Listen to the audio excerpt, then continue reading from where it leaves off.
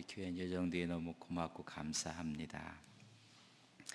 우리 옆 사람에게 한번 인사하겠습니다. 감사가 축복입니다. 이제는 은혜가 축복입니다.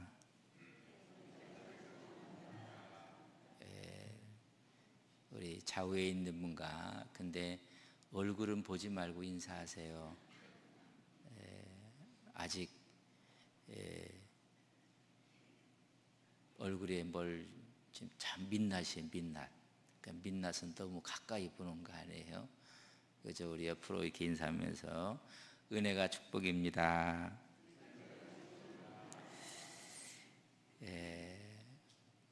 우리는 하나님 앞에 나와서 은혜 받는다는 말을 참 많이 합니다. 목사님 오늘 말씀에 은혜 받았습니다. 오늘 장로님 기도가 너무 은혜로웠습니다. 여러분, 우리 입에 늘 은혜를 달고 삽니다. 근데 이 은혜를 여러분 무너뜨리는 사단의 전략이 있다는 것을 아십니까? 어떻게 하든지 사단은 이 은혜를 망가뜨리려고 하고 은혜 받는 것을 막으려고 하고 은혜를 못 받게 합니다. 여러분, 은혜를 받으면 모든 것이 감사고 축복이고 여러분 기쁨이고, 근데 이 은혜를 어떻게든지 차단시키려고 합니다. 이런 사단의 전략이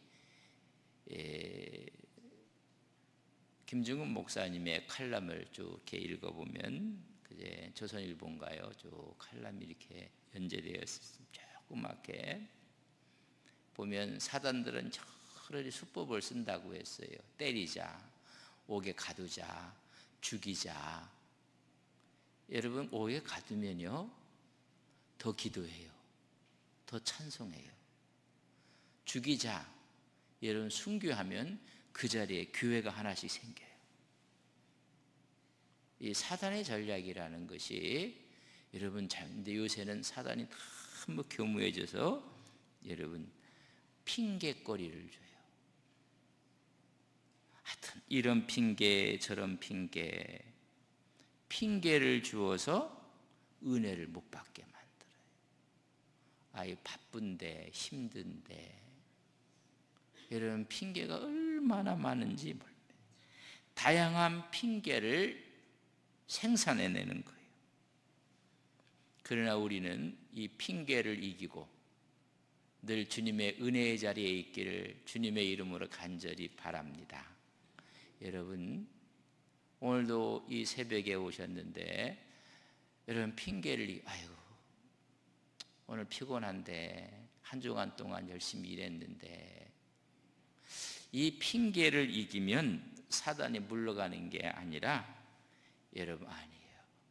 이 핑계를 이기고 주님의 일을 하려고 하면 이때 사용하는 최고의 사단의 무기가 있어요. 그건 뭐냐면 시험 들게 하는 거예요. 완전히 핑계거리를 이겨서 이제는 됐다 했더니 여러분 시험 들게 만드는 것입니다. 시험이라는 이야기는 누군가로 인해 마음이 불편하거나 상처를 입어서 그 사람을 보거나 특정 상황을 만나서 괴롭다. 그러니까 사람을 피하고 어떤 상황 가운데 참여하지 않고 오히려 외톨이 되고, 그래서 불평을 하고 상처 입었다고 해서 여러분 시험을 주는 것입니다. 여러분 은혜를 받기 위해서는 이 시험을 뛰어넘어야 됩니다. 교회 갑시다 했더니 안 가. 왜 안 가니까 시험 들었다고 해요.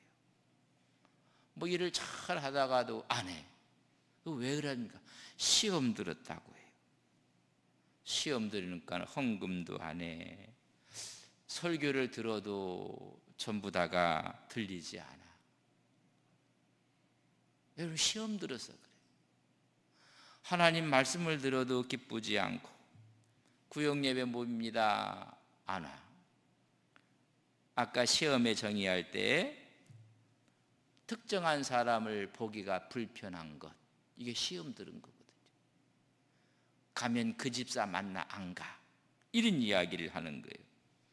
그렇게 잘 성교회 전도회를 참여하다가도 안 와.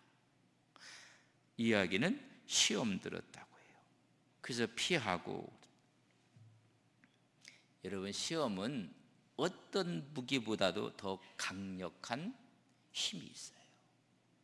넘어뜨리고 마는 것입니다. 시험에 걸리면 백발백중 다 넘어가요. 다 시험 들었다고 해요.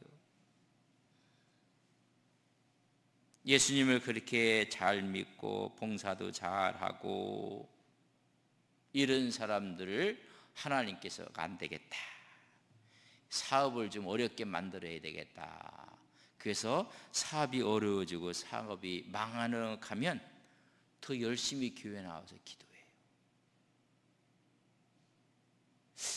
좀 넘어뜨리기 위해서 하나님이 좀 이렇게 만지셔갖고 이 질병을 한번 줘야 되겠다, 그러면요 고치겠다고 더 열심히 기도해요. 근데 시험이 오면 여러분, 이보다 더 강한 무기는 없어요. 그냥 넘어져요. 마귀가 시험에 들게 했더니 스스로 무너져요. 스스로.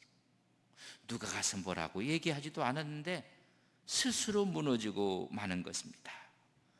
믿음도 버리고 교회 직분도 버리고 사역도 버리고 이런 시험에 빠지고 마는 것입니다. 가장 무서운 것은 여러분, 시험 드는 거예요. 아이고, 저 사람 시험 들었네. 여러분, 사람이 넘어지는 것은 큰 바위에 걸려서 넘어지는 것이 아니에요. 조그만 돌뿌리에 걸려서 여러분 넘어지는 거예요. 조그만 시험에 넘어지는 거예요. 제가 신대원을 졸업하고 그때 전임 전도사라고 하고 그 교회에서 목사 안수를 받았는데, 후에는 장로님이 되셨고 권사님이 되셨는데, 주보 나올 때마다 초비상이에요. 그 집안의 이름이 헌금난에 빠졌다고 하면 이건 난리나. 일을 하다 보면 이 헌금의 이름을 쓸 때 실수할 수도 있거든요. 만약에 그것이 빠졌다 하면 이건 정말로 힘들어요. 이 세상에 그거 하나에 여러분 시험이 들어버리고 말아요. 헌금도 열심히 하고 열심히 사역도 하고 봉사도 하는데 그 이름 하나 빠지면요 사람이 확 바뀌어지는 것 같아요. 이런 거 시험 들 일이 아니란 말입니다. 우리가 주님의 일을 하는 건 너무 중요해요. 주님의 일을 열심히 하는 건 너무 귀해요. 더 중요한 것은 주의 일을 하다 시험 들지 않는 거예요.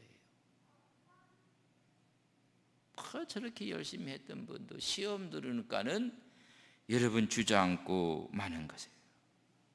오늘 주기도문에 하나님 우리에게 일용할 양식을 달라고 기도해요. 근데 마지막에 시험에 들게 하지 마옵시고 라고 기도하라고 이야기합니다. 마태복음 6장 13절에 보면 우리를 시험에 들게 하지 마옵시고 다만 악에서 구하옵소서. 그리할 때 나라와 권세와 영광이 아버지께 영원히 있습니다. 시험 들면 나라와 영광이 없어져 버리고 말아요. 시험 들지 않게 기도하라고 이야기를 합니다. 시험은 언제 올지 몰라요. 누구에게 받을지도 몰라요. 어떤 일에 올지, 어떤 사람으로부터 올지, 당할지 몰라요. 어떤 사람의 말 한마디에, 어떤 사건 앞에. 그래서 우리는 여러분 기도로 무장을 해야 돼요. 여러분 기도로 무장하지 않으면 사단이 쏘는 시험의 화살에 맞고 말아요. 그래서 우리는 전신갑주를 입어야 되는 거예요. 에베소서 6장 11절에 보면 마귀의 관계를 능히 대적하기 위하여 하나님의 전신갑주를 입어라. 여러분 온 몸에 다 무장을 하지 아니하면 악한 영들의 싸움에서 시험을 받고 말아요. 여러분 허리에 진리의 허리띠를 띠고 가슴에 의의 호신경을 붙이고 여러분 발에는 복음의 신을 신고 믿음의 방패를 갖고 모든 날아오는 시험들을 막아야 되고 머리에는 구원의 투구를 쓰고 성령의 검을 가져야 돼요. 한 군데 어디 무장하지 않으면 그것으로 여러분 시험을 주는 거예요. 나는 괜찮겠지. 고린도전서 10장 12절에 보면 그런즉 선줄로 생각하는 자는 넘어질까 조심하라. 전신갑주를 입고 있어야 돼요. 만약에 시험이 들었다면 그 시험에 넘어지지 않고 빨리 벗어나야 돼요. 시험 속에서 허덕이다 보면 모든 걸 다 잃고 마는 것입니다. 시험이 크게 오면 우리에게 믿음의 방패를 주셨어요. 그 방패로 모든 시험들을 막아내야 돼요. 아무리 큰 시험이 와도 우리는 전신갑주를 입으면 능히 이기게 되는 것입니다. 또 하나님께서 시험을 주실 때 고린도전서 10장 13절에 보면 사람이 감당할 시험 밖에는 너희가 당한 것이 없나니 오직 하나님은 미쁘사 너희가 감당하지 못할 시험 당함을 허락하지 아니하시고 시험 당할 즈음에 또한 피할 길을 내사 너희로 능히 감당하게 하시느니라. 감당할 수 있으니까는 하나님께서 허락하신 거예요. 우리는 능히 이길 수가 있다는 것입니다. 그래서 우리는 시험을 만날 때 피할 길을 잊고 벗어나야 돼요. 넘어지는 게 아니라 여러분 이기는 믿음의 귀한 종들이 되시기를 주님의 이름으로 간절히 바랍니다. 교회 잘 보이다가 안 나와요. 집사님 왜 저 집사님 안 나온대? 시험 들었대요. 그 시험이 뭔지도 말도 안 해. 좀 말을 하면 속이 시원할 텐데 무슨 시험이래요? 몰라요. 여러분 우리가 이 시험을 극복하고 이기는 방법이 있어요. 그 방법 첫 번째는 여러분 기도하는 거예요. 우리가 기도하지 아니하면 넘어가요. 너희는 이렇게 기도하라. 시험에 들지 않도록 기도하라. 하루에도 얼마나 많은 시험들이 오는지 몰라요. 여러분 기도하셔야 돼요. 주님께서 마지막 구속의 사역을 완성하고 이루시기 그 전날 밤 제들과 함께 만찬을 나누시고 여러분 산에 올라가서 기도하세요. 제들과 함께 올라가서 기도하면서 우리 주님께서 이런 말씀을 하십니다. 마태복음 26장 41절에 보면 시험에 들지 않게 깨어 기도하라. 마음에는 원이로되 육신이 약하도다. 마음은 이길 것 같지만 육신이 약해서 너희들 시험에 들지 않고 깨어 기도하라. 잠자고 있었던 그들은 여러분 예수님을 버린다고 부인하고 말합니다. 우리가 시험에 들지 않게 기도하라고 우리 주님께서 마지막 제자들에게 이야기한 말씀입니다. 그렇다면 우리에게도 너희들 시험에 들지 않도록 기도하라고 말씀하실 것입니다. 여러분, 기도가 살아있으면 여러분 시험이 아니에요.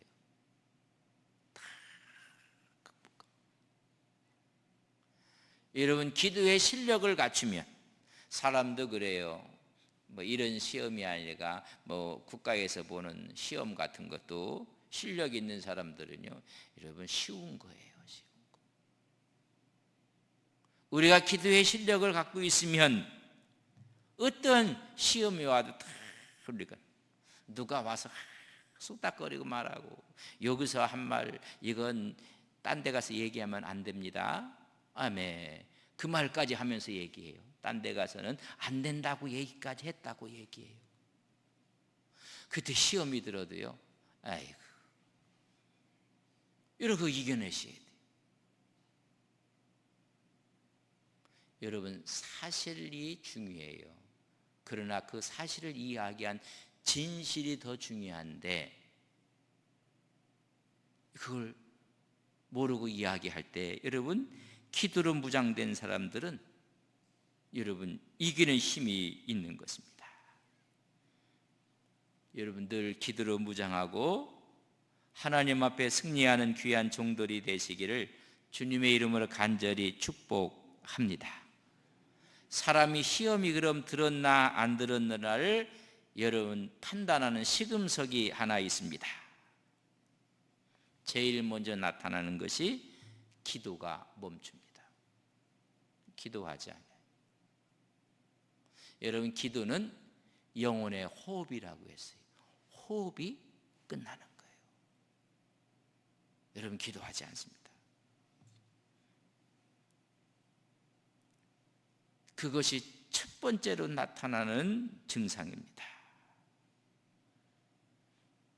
기도를 해도 기도에 힘이 없습니다. 기도 자리가 싫어지고 기도를 멀리하고 자연스럽게 그러니까 예배가 멀어지는 거예요. 말씀과 기도가 멀어지는 것입니다. 가장 먼저 회복할 것이 기도의 회복입니다. 기도 중에 하나님이 만나주시고, 기도 중에 하나님이 찾아와 위로하시고, 하나님이 힘 주시는 겁니다. 여러분, 시험에 들면 기도에 힘이 없어지는 것입니다. 기도의 회복이야말로 우리는 시험을 이길 수 있는 첫 번째 요소입니다. 두 번째는 하나님께 맡겨야 됩니다. 여러분, 시험은 전부 다 사람으로부터 오는 겁니다. 대부분 사람으로부터 오는 게 시험이에요. 내가 그렇게 믿었는데, 나는 그렇게 기대했는데, 나는 실망하고 좌절하고, 나는 이렇게 했는데 사람으로부터 부당한 대접을 받고 오해를 받고. 다 시험은 여러분 사람으로부터 옵니다. 그 시험 받은 사람이 힘이 있으면 그 사람에 달려가서 여러분 한바탕 합니다. 원투 스트레이트를 넣든지 멱살을 잡든지, 옛날 같으면 여자분들 보니까는, 요새는 아니에요. 머리를 서로가 붙잡고 그냥 하든지 힘이 있으면. 그러나 힘이 없으면 시험에 들면 잠적해져 버려요. 안 보여.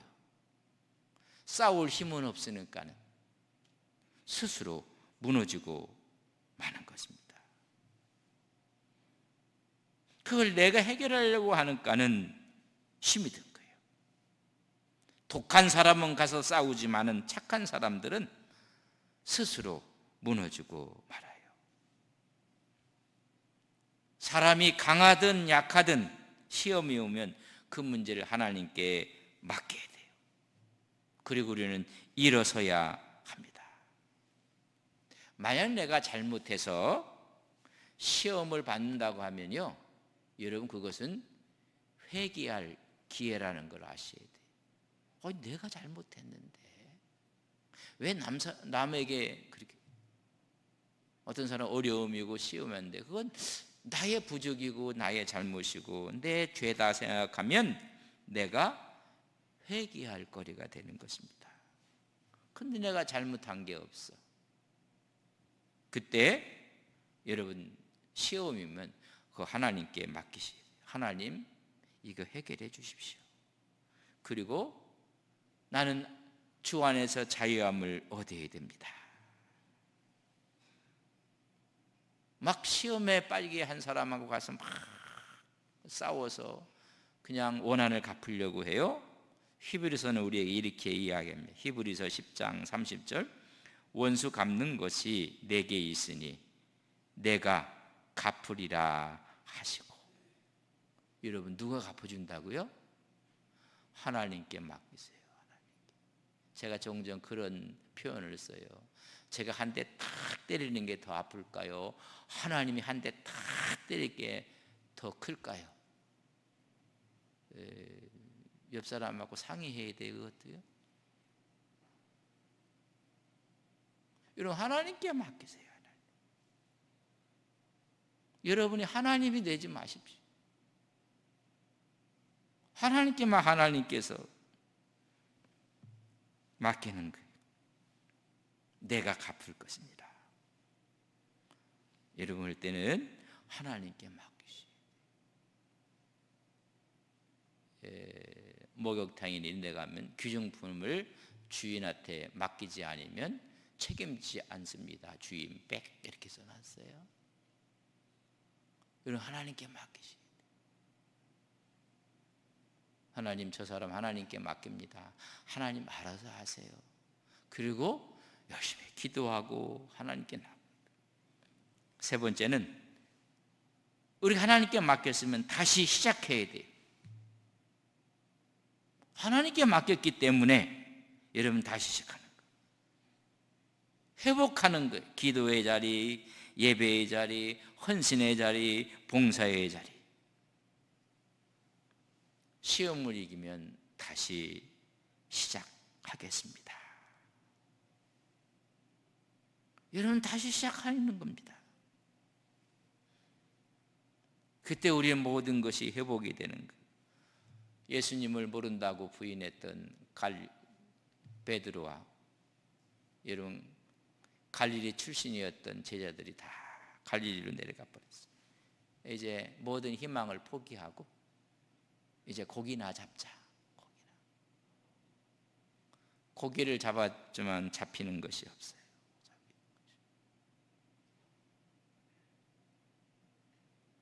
주님이 말씀하시니 그들이 주님을 다시 보고 나서 주님이 그래요. 바요나심 나를 사랑하느냐?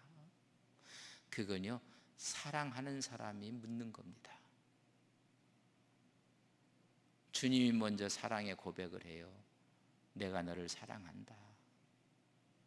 내 양을 먹이라, 내 양을 치라, 내 양을 먹이라고 말씀 다시 시작하게 하는 것입니다. 여러분 시험에 넘어져서 하나님의 자리를 떠나 세상 자리로 갔을 때 우리 주님이 찾아가셔서 네가 나를 부인했음에도 불구하고 나는 너를 사랑한다는 것입니다. 다시 그들에게 사명을 주고 일을 하도록 하는 거예요. 여러분 그때 우리는 이 세상을 넉넉히 이기는 줄 믿습니다. 세상을 넉넉히 이기시는 주님의 종들이 되시기를 바랍니다. 어떤 환난이 와도 우리는 넉넉히 이기는 것입니다. 우리 로마서 8장 37절에서 39절에 있는 말씀을 우리 신앙의 고백처럼 같이 이 시간 보겠습니다. 같이 봅니다. 그러나 이 모든 일에 우리를 사랑하시는 이로 말미암아 우리가 넉넉히 이기느니라. 내가 확신하노니 사망이나 생명이나 천사들이나 권세자들이나 현재일이나 장래일이나 능력이나 높음이나 깊음이나 다른 어떤 피조물이라도 우리를 우리 주 그리스도 예수 안에 있는 하나님의 사랑에서 끊을 수 없으리라. 당당하게 이긴다는 것입니다. 이게 하나님의 은혜예요. 하나님의 은혜가 부어질 때 어떤 시험 가운데서도 이길 뿐만 아니라 그 사랑에서 끊을 수가 없습니다. 은혜가 베드로에게 찾아간 겁니다. 이제는 모든 것을 다 포기하고 고향으로 내려가서 자기 생업에 종사했던 베드로를 주님이 찾아가십니다. 그리고 먼저 주님이 사랑 고백합니다. 내가 너를 사랑한다. 그리고 다시 어떤 시험 가운데서도 우리는 이기게 하시는 것입니다. 그렇기 때문에 여러분, 은혜가 축복이에요. 은혜가 오면 모든 것을 승리합니다. 우리는 100주년을 맞이하면서도 모두 하나님의 은혜로, 그러나요 약삭받은 사람들, 머리 잘 들어가는 사람, 스스로 똑똑하다는 사람들은 이걸 몰라요. 여러분, 그러나 하나님을 아는 사람들은 알아요. 여러분, 은혜예요. 뒤돌아보면 하나님의 은혜 아닌 것이 없습니다. 이 시간 조용히 다 눈을 감읍시다.